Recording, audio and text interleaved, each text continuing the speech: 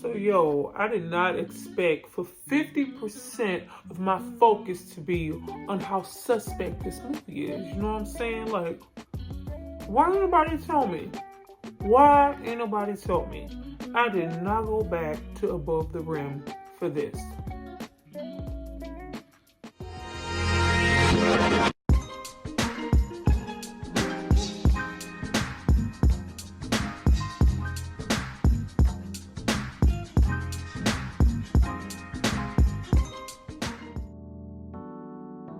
Hi you guys, welcome back to my channel. It's Tyra here with another struggle review, here to discuss Above the Rim.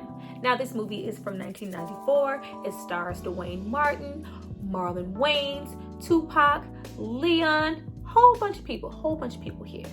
Now before I get into why my focus was where it was with this film and why going back to this film was quite different. I had a really different experience with our main character than I seemed to have before watching this movie years ago. I need you guys to drop down and subscribe to my channel and like this video. I'm gonna give you guys a moment to do that, and then we're gonna come back and discuss all things Mad Suspect. You know what I'm saying? Mad Suspect. If you just like my mans, then just say you just like my mans. You know, it ain't even that deep. It ain't even that deep.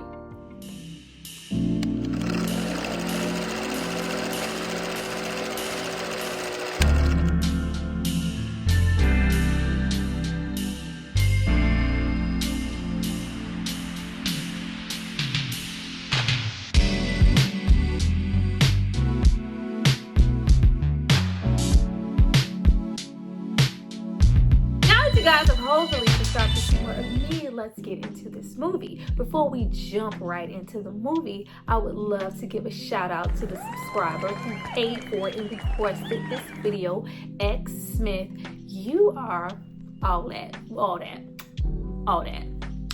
Now, this movie was directed by Jeff Pollock. I don't recall him going on to do a whole lot, but he did go on to direct Booty Call, which is coming up on my list. He also wrote the film along with Benny Medina. Now, if you guys don't know who Benny Medina is, he is well known in the industry as far as, you know, music and other things are concerned. And Benny Medina is also an openly gay man. Keep that in mind. Now, getting into the movie, we start off with, you know, a haunted, distraught, sad, nightmarish Leon, aka let's do the Leon stroll real fast. Leon here as Shepherd. And I just want to ask, who the fuck is playing basketball on the roof? Is that a thing? Like, just drop in the comments and let me know if that was a thing then, or if that's, you know, just, hey, what? I didn't get that, but we start off, you know, with Leon showboating, being a little cocky, and he's that big star athlete about to go on and do amazing things, up until, you know, we have this freak accident where his friend and, you know, are betting who can, you know, touch the rim and all this. First of all, I was like, why are you betting Leon? Leon is like 15 feet tall, but okay. But, you know, he has the accident and it continues to hunt him throughout his life and changes it forever. Now, right after that, we are introduced to Cal, portrayed here by Dwayne Martin. When I tell you I used to watch this and I downright really don't recall having any problems with Cal or his portrayal or his attitude. Cal here is the worst kind of basketball player to have on your team. He's cocky, no sportsmanship, this whole team with me mentality, straight up ball hog. Like, he wants all of the attention because he wants all the scouts who come to the game to focus on him. I did not like Cal this entire goddamn movie, and I was not expecting that. I don't remember feeling that way. But every time Cal got on screen or we had a moment with him, it was just like, ugh, like, can he go somewhere? I did not like his ass. Now, right after we leave, you know, Cal not giving two fucks about anybody else on the team, we get into Marlon, aka Boogaloo. Getting into Boogaloo, why didn't anybody tell me? Like, why didn't anybody tell me? If anybody's familiar with the Nightmare on Elm Street franchise, and we get into that part 2, and I think either, you know, the writer or writers on that film were gay, high-key Benny Medina, and they pretty much admitted, you know, we have these things happening in the film that really have nothing to do with the film, and they have, you know, these gay undertones or these gay references, and we wanted to put that out there. Yes, this was like, you know, my coming out movie. There's just shit here that I just wanted to say, like I just wanted to hear. It's a couple of those things here courtesy of our Marlon Wayans character, and one other one, why didn't anybody tell me? But getting into Marlon is, you know, giving us a lot of comedy here, and this is right when we're getting into, I don't believe that this was Marlon's first film, but you can tell that this is one of his starter roles, and it's not one of his best, sorry to say. With the writing here and the way that they are portraying Marlon, it's just like, you know, not only is he trying to be down with his crew, he's just got out of jail. We're going to get into that. And he wants nothing more than to be down with Birdie, even though they treat him like a flunky, talk down to him, and really don't have any respect for him. And we see, you know, the buildup that happens with Boogaloo's character until, you know, we get to that climactic end when he, you know, does what he does to the Birdie character. But between our first meeting of Marlon up into, you know, that scene, we kind of get goofier and goofier with his, you know, character, and they kind of take it overboard to me and kind of chip away at how he's, you know, supposed to be representing what could happen to a young man who has no guidance. You know, he's just gotten out of jail. He has, you know, no aspirations to go to school. He does, you know, have some skill at playing basketball, and he really would like to, you know, pursue that, but he wants the admiration and praise and be down with someone like Birdie, who is no good. But they chip away at that a little bit when they go so super goofy with his character at some times, when I think he could have held some heavier stance here. Now, once we establish that Boogaloo is trying to use Cal to impress Birdie and get him on the team because he is a skilled player, we get into I'm down for you and whatever you want to do. Hey, it's all up to you, because in it, anything for you I am done. I'm gonna try to body just for, come on Coco, we get to the SWV. The soundtrack was slapping per usual for 90 soundtracks. We get into Birdie. Now Birdie here is portrayed by Tupac, and Tupac is that popular, respected, got his hand in everything, you know, from betting on games to drugs. He is that little no good ass dude in the neighborhood that everybody looks up to and wants to be like, because he seems to have it all and have all this pull. Now Tupac here as Birdie, he does a good job with this role. But a lot of the times, I don't know if it's because of, you know, the bandana it was given. I won't deny it. I'm a straight rider. You don't want to fuck with me. Hey, got the police running now. It was giving Tupac a lot here.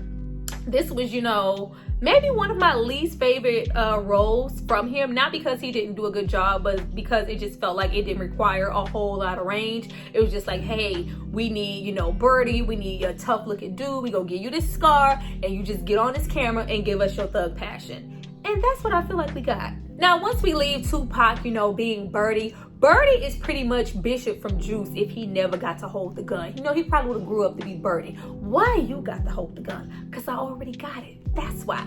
It's Birdie. Now, he is trying to entice Cal to join his shootout team for his own arterial. We got into, he was trying to entice him with that woman, and I heard that Dino heard that H-Town. I wanna be your part-time, ayy.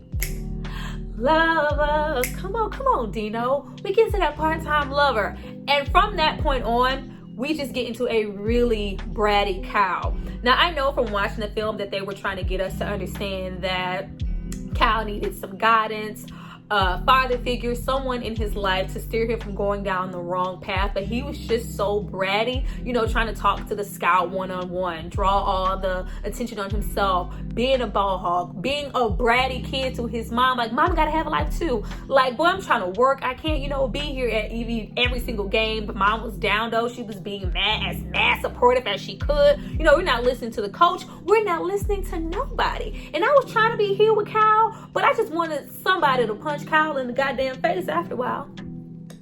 Now, at this point of the film, we have like minimum interaction with Shepard, Leon's character. He's just pretty much walking around all sensual, doing the Leon walk, and just letting people know, like, I am here to be a security guard and to bury my mother. I'm not here for anything else, because you continue to see, you know, and we're gonna get into that coach and everybody kind of surrounding him, making him feel like he owed certain things to certain people, because I can't say I agree with that 100%. But we get more into Cal and his mother just feeling like he's going down the wrong path, and that wrong path including Boogaloo. You see she just has this disdain, like, you hanging out with him. His friends like, oh, you rather go hang out with Boogaloo. Boogaloo was supposed to be that questionable ass, like, you're gonna lead my kid astray, but they made him so damn goofy that you were just like, let the boy go hang out with Boogaloo. Getting into Boogaloo, once they freaking leave and we get into that first suspect scene of, you know, Cal stopping to pee, and Boogaloo literally like lingers, like the shot lingered for so long of him staring at Cal's penis. It was, I was like, how long are we gonna stay here? Cal is having the longest fucking pee ever, and he's just looking like dead ass checking him out. Just like, oh my God, kid, I didn't know you was circumcised. Damn, that thing big. Like, you must do some damage. Like, what? What? What? And you know, it's supposed to be played for laughs, and you even have Cal's character say like, hey, you need to chill with that, you've been in jail for too long. But it was like, hey man, you know, put that thing away, you know, put that away for I put it in my mouth. Like, what were you gonna do if he didn't? Like, it just was real, like, it just felt like it didn't belong there, but you be the judge of that. Now, we also have a very understated performance here from a early on Wood Harrison.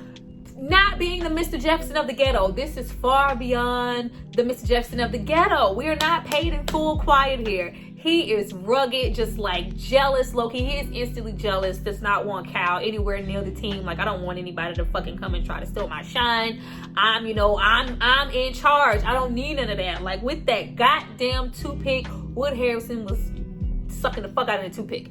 But he is, you know, kind of a grimy dude here, and an element within Birdie's crew to just let them know, like, Cal, what are you doing trying to be down with these guys like this? Which was, you know, a part of that story kind of being inconsistent, because you have Cal making questionable decisions. He is all about trying to get into Georgetown, and he knows, like, you can't accept gifts. You can't do this. You're not supposed to do these things. You're not supposed to talk to scouts. But you see him kind of throughout the movie, when given opportunities, he's willing to, you know, take whatever and jeopardize not going to school in the first place. Like, what you doing taking shoes and gifts and trying to go talk to schools and calling and you ain't supposed to do that. Getting more into Cal and Boogaloo's character, both of them are sort of supposed to be training throughout the movie to, you know, do good at the shootout, and they both feel like they're gonna make the cut and be on the team. But Birdie never gave Boogaloo any type of confirmation that he was going to be on the team. Getting into that, all of that, you know, back and forth and dribble and all that good stuff, we have Bernie Mac, I ain't scared of you, show up here as, you know, a homeless drug addict who, you know, fell on hard times. But he used to be, probably, you know, used to be that dude, used to play basketball, used to be doing something, because he tries to, you know, come in, step on the game. Like, yeah, we have, you know, Cal, he was cocky to no end. Like, it got really fucking annoying, and I was mad, because I'm like, I know that there are like real players like this. Like, bro, it ain't all about you. It ain't all about you. Relax. There's always going to be somebody who's a little bit better than you, so you might want to calm down.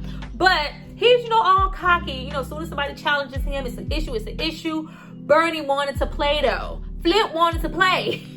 Getting into Flip, we get more into questionable dialogue in the film. Now, before we even, I don't know too much about basketball and, you know, old school terms and what was said when, where, and how, but when we get into Bernie Mac saying, you know, oh, because there's, you know, a bunch of, I can't even count how many times somebody calls someone a pussy in this film. Whatever, you a pussy without the hell, you about to get licked.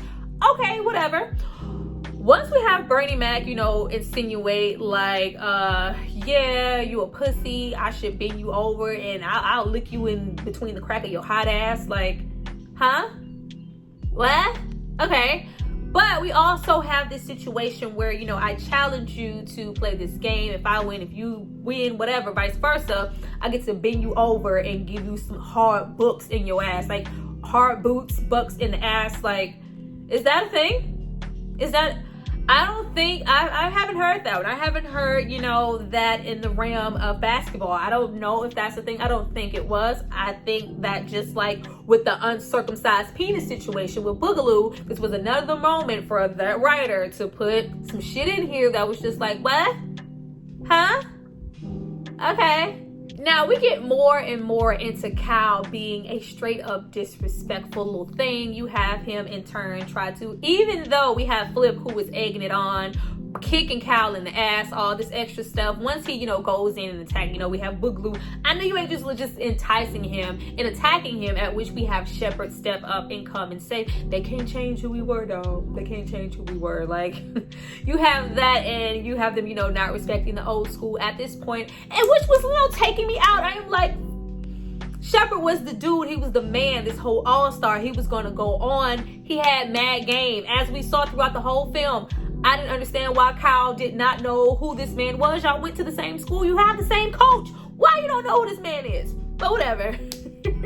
We have, you know, Kyle continue to get more and more disrespectful. He's being late to practices. He's not listening to the coach. He opts out to, you know, join Tupac's Birdie's team for the shootout. He was just leaning more in on his mom when she says, which I'm glad that they put here, like, do not make basketball your main focus. If you don't get recruited and you don't get those calls, it shouldn't matter, because you should be focusing on something elsewhere. You should have a plan to, you know, go on and go to school and get your education and other things. It can't just all be about basketball. But he takes that shit. You don't believe in me. You don't think I... Shut up, Cal. Like, I just wanted somebody to fuck Cal up.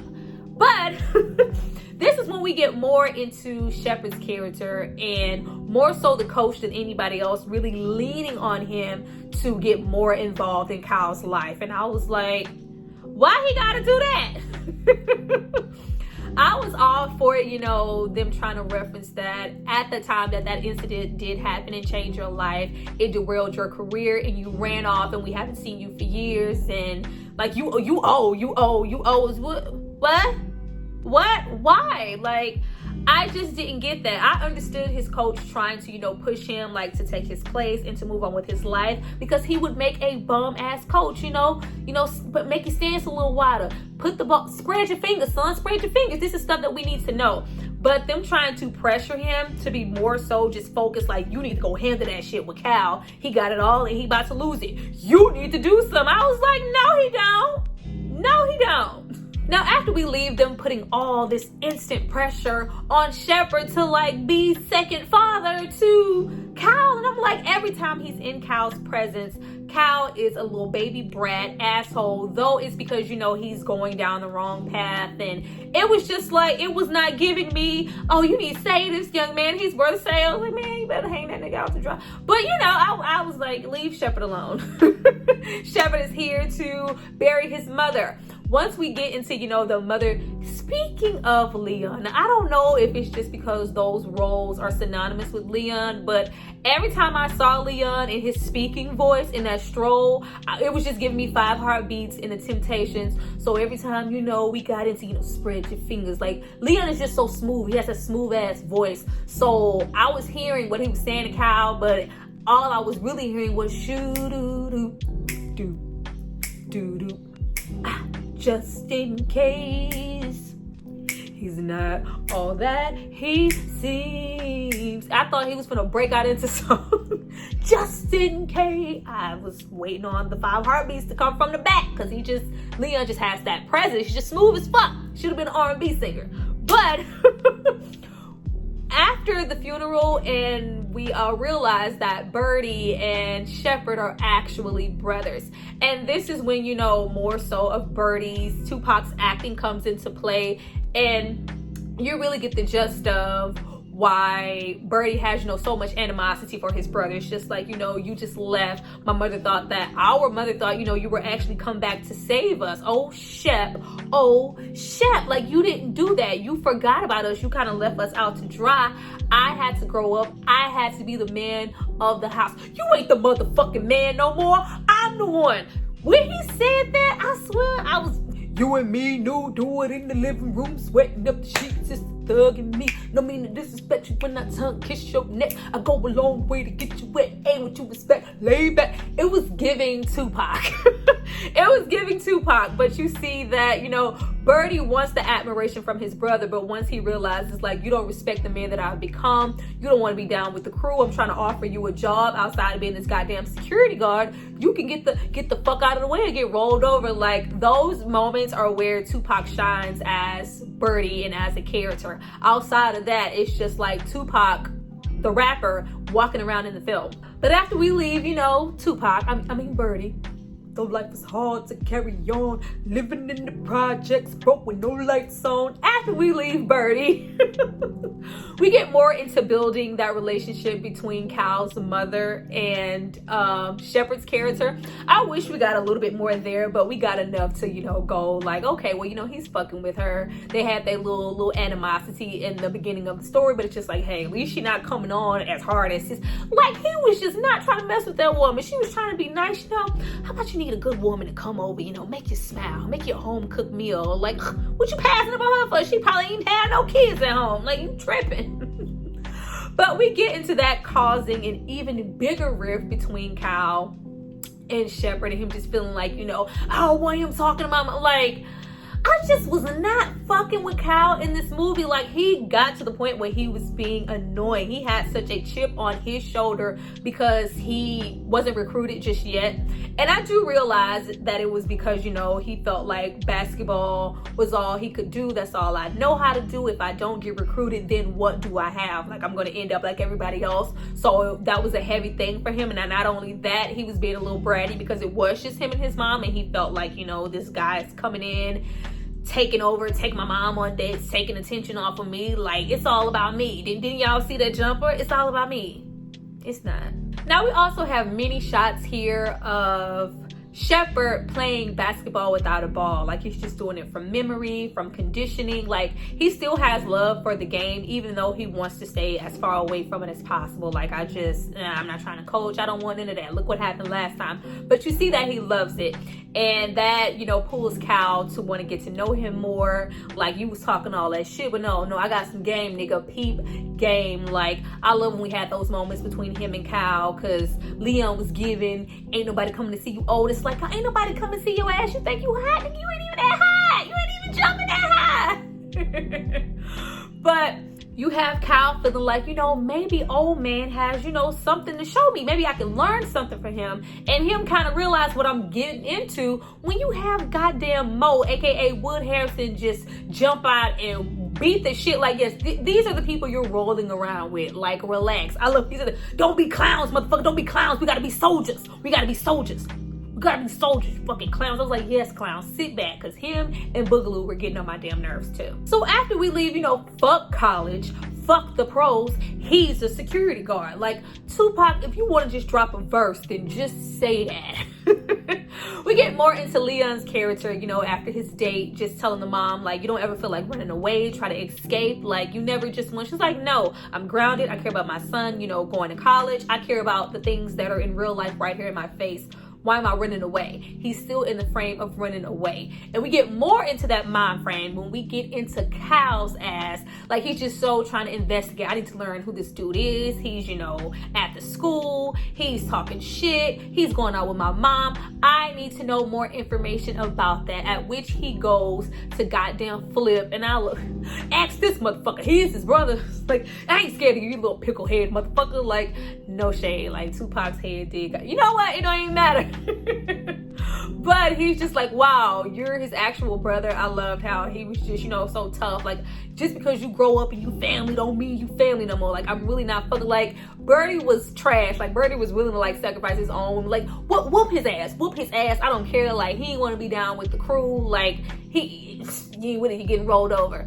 At which, you know, he just feels so smited at the fact that Flip even mentioned that they were brothers. Like, well, damn, was it that serious? He comes back to kill Flip and slice him the fuck up. I was like, damn, was that all that we could write into the script just to show how badass Birdie was? We already felt it in our spirit. We didn't, because at first I was watching, I was like, did he just cut him and recognize, motherfucker, slice. Like, what? Let's get into Tupac carrying the razor blade in his mouth. Like, you want to die, just said it. Like, it was cool. It did get a little, like, come on now. Like, it's real funny the things you did pick up. You know what I'm saying? Like, look at me. I'm hard. I got a scar on my face, and I carry a razor blade in my mouth. You don't want none of this. It was very much giving a little bit of bullet. Just a little bit.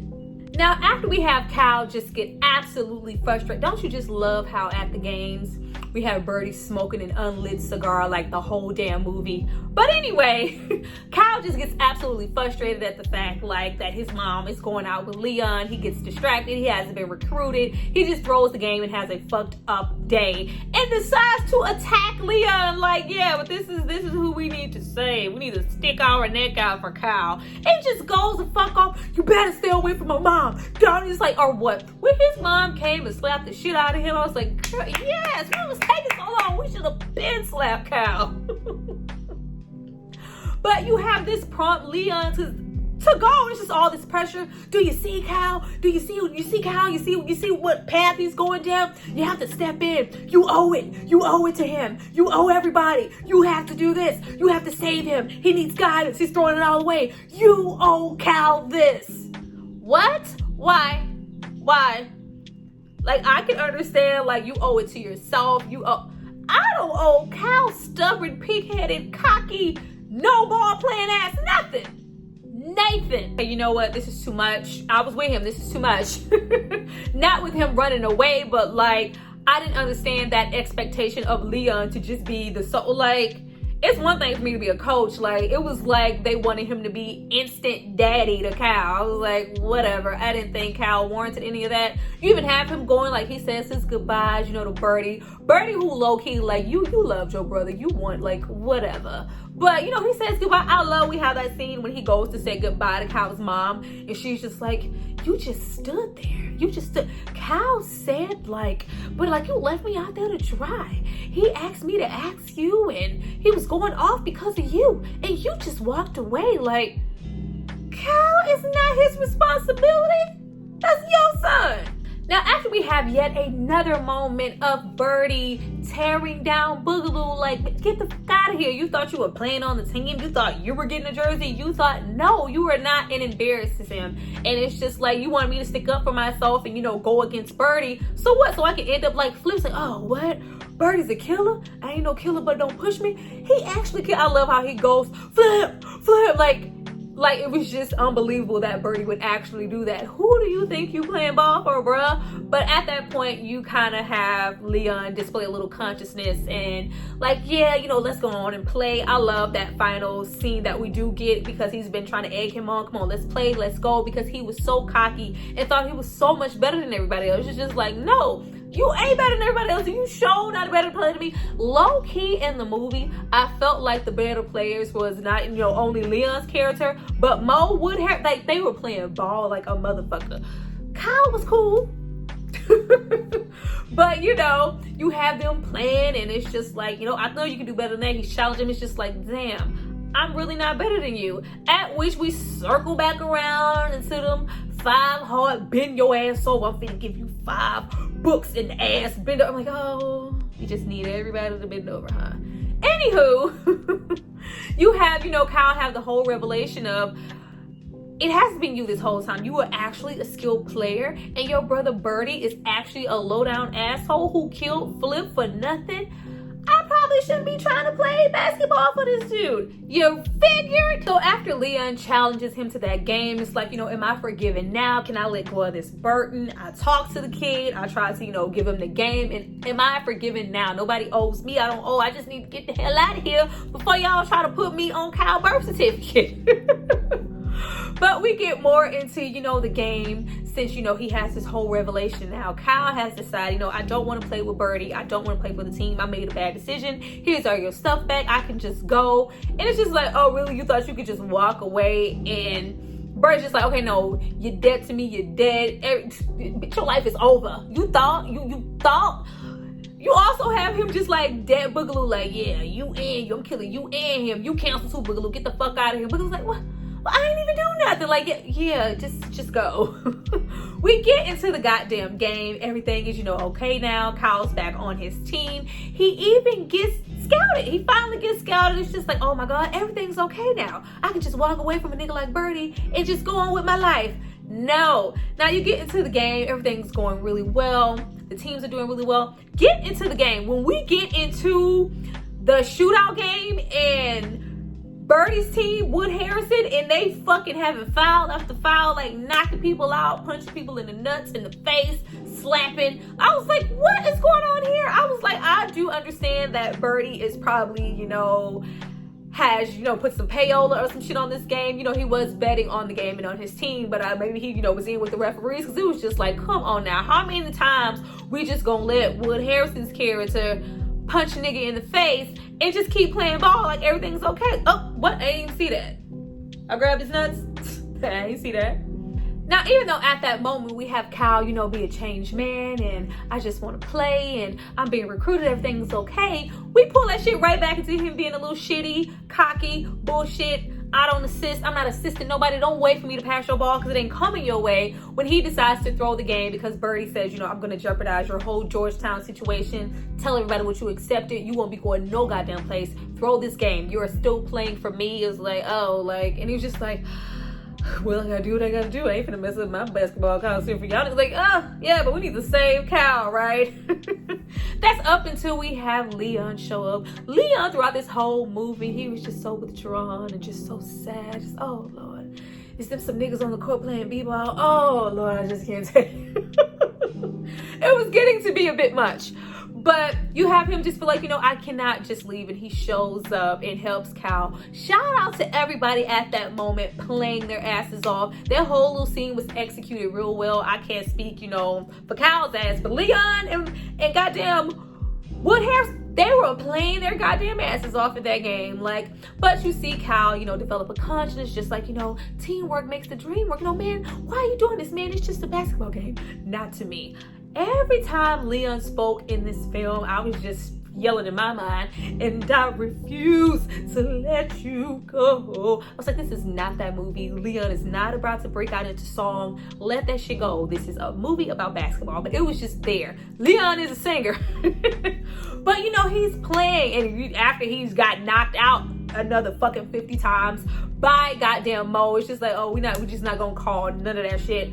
But he's playing, they get closer and closer to the game, it's getting good. Meanwhile, you have Tupac getting fucking anxious on the end, like, pass the ball, knock him out, take his ass the fuck out, knock him. It's like, no, these niggas really about to win. My brother actually still got game. Yeah, that shit ain't never left. Even have Kyle, grow some balls and grow a conscience and, grow a heart like a Tin Man, because he starts to assist like a motherfucker and help Leon get that ball into the goal up until the point that they actually win. And you know what happens when we actually win? Handle your business. No, you handle your goddamn business. Tupac gives Mo a whole bag. It's literally 100 people outside at this game. He just goes over and just thinks he's just about to shoot Cal. I was like, what? We could have handled that ending better. I would have preferred if we tried to make it to where, even he was, about to get in the van and go off to college or board something, and Leon was standing there with him and he jumped in front of him to protect him in that way. But right there in that crowd, you was really just gonna shoot Cal in front of 100 people and just walk your ass off. But yeah, that shit didn't happen because he got shot. But you have, Shepard step in at that moment and protect him. He took the bullet for Cal, which I don't think Cal deserved. But that's neither here nor there. We have everything, going well, and everybody's all happy. Up until, I don't know, when we have Boogaloo roll up on Birdie like, oh, nigga, you wouldn't let me play on the team? But I can cow. Shoot Tupac. That whole moment hits different. When of course we all know what happened to Tupac. It was not easy here seeing him get shot. I was like, no. Even though I knew it was gonna happen, it was like, But we have, Boogaloo turn into that ruthless, murdering. It was almost like, if somebody would have stepped in for Cal the way for Boogaloo, like, Shepard stepped in for Cal. Boogaloo's life could have been different. We need those coach fatherly figures in the community. But we have, you know, him go on and he's at Georgetown and he's playing. Everybody's just all proud of him. It's just like, what were you thinking about during that game? You know, just my stance and, you know, holding the ball and spreading my fingers. And, you know, everybody's happy. Everybody's happy. And then got to my favorite part, ending the movie with regulator. I was like, oh, regulators. Oh, I was getting my fucking life. Come on, y'all. One of them dames was sexy as hell. I said, ooh, I like your style. She said my car's broke down and you seem real nice. Would you let me ride? Come on, I got a car full of girls and it's going real swell. Finish it up, come on now. The next stop is the East Side Motel. Hey, I don't got the name dog base. But the shit was slapping. It was a very happy ending to a tough movie. Well, you guys, that was my review for Above the Rim. I hope you guys enjoyed it. This was a different one to go back to. I love when I go back to something and I don't have the same feelings, because we could love some shit as teenagers and watch it here as adults and it's just like, I don't feel the same. And that's what I got a lot with Kyle's character. I was not identifying with Kyle's character at all. I just wanted Kyle to get beat down for most of the goddamn film. But you know, that was just me. Drop down and tell me how you felt about this movie, if you've seen it recently. Do you still feel the same way about Kyle, Shepard, Birdie characters? Is this still, you know, a revered movie in your collection? Or is this just something that you just never watched or just barely put on because you don't even fuck with it like that? Drop down and let's, you know, get that conversation going in the comments. I appreciate you guys for watching. I see you guys for my next video. Bye.